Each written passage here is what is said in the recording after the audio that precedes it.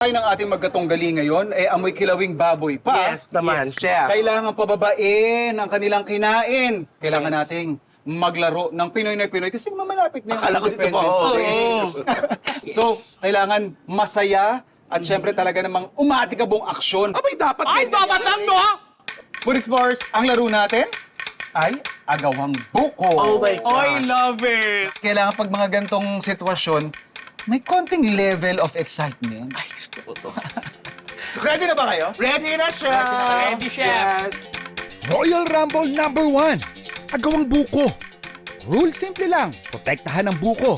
Kung sino ang huling may hawak ng buko pagkaubos ng oras, siya ang panalo at magkakamit ng refreshing Pinoy sa malamig na buko juice cooler. Let the Royal Rumble begin! Agawang buko, timer starts now! Wow! Mabilis na napasa kamay ni Abdul ang buko. Talaga namang napakaagap. Pero agad din itong na-steal ni Divine Tetay. At kumulong na nga si Abdul. Mine. Hawak na ni Tetay ang tagumpay pero di pa tapos ang laban dahil sumusugod pa ang kalaban. Nakuha na ni Abdul ang buko. Hindi nakapalag si Tetay. Guys, mag-aagawang buko, hindi kayo Joseph! Sinusubukan kunin ni Tetay ang buko pero nakatakbo si Abdul. Ala! Si Tetay nahabol ako! Sa wakas! Nahabol din ni Tetay si Abdul. Dikit na dikit ang laban at tila mailap ang bukong pinagpapasapasahan. Oh my God, Chef! Tulungan mo ako! Last 8 seconds na! Kanino kaya mapupunta ang huling halakhak? 8, 7, Kayo. 6, 5, 4, Oh my God! Oh my 3, 2, 1. Ganon, demure ang mag-agawa ng mga magaganda. Okay. Parang hindi ito yung agawang bukong kinalakihan ko Gusto niyo ang late-late nung space natin, pero pagod na pagod kami. Oo, kasi alita sis, pero ang laki ng edad ko. Tetay ang nagwagi sa unang round. Yehey! Isa na lang. One. For the win or rest back si Abdul? Tingnan natin. I do this. Royal Rumble!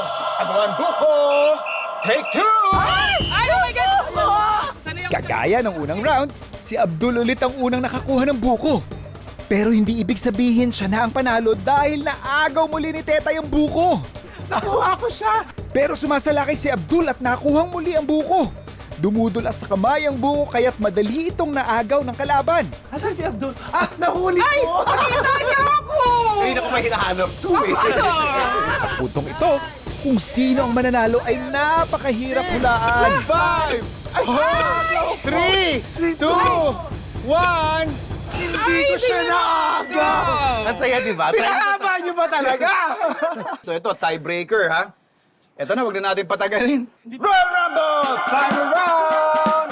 There we go! Sa kate. Ito na. Ano kayang strategy ng dalawang ito sa final round? Mukhang dinidistract nila ang isa't isa. Pero kailangan kong ipaalala ang premyo naghihintay. Ano may baklas? Ay, buko. Tapos dito na sa nga. So, ayan na yung buko. Ayan na at kinuha na ulit ni Abdul ang buko. Pero muli itong naagaw ni Tetay. Nagpapasiklaban pa nga ang ating dalawang manlalaro sa exhibition. Pawang profesional lamang po makakagawa nito. Uy! 7, 6, 5, Ito na ako! 4, 3, Ay, naku! Ala, natatawa ako! Okay, panalo. Masyado ka naman lang pa, pre. Buti pa ako sa kwenta lang. O, chef. Dahil ikaw ang nanalo, lalagukin mo lahat ito! Kuya, magkano yung buko mo? Para sa'yo, libre lang to. Huwag mo akong ginaganyan, gullible ako. Tama. For the win. Eto na siya. Tears of Rose deserve. Deserve. Oh, yan. Huli mo yung lasa ng menudo. The taste, it's elevating, really. Delicious. Iba pa, may accent. The taste is really clean, it's sharp. And Janet, mother, magbubo kayo! Mga kapuso, gawin ito sa bakit. Cool na reward? Check! Buko Juice Cooler para hindi mapa-juice ko Lord sa game mamaya. Enjoy, Tetay! Abdul, better luck next time!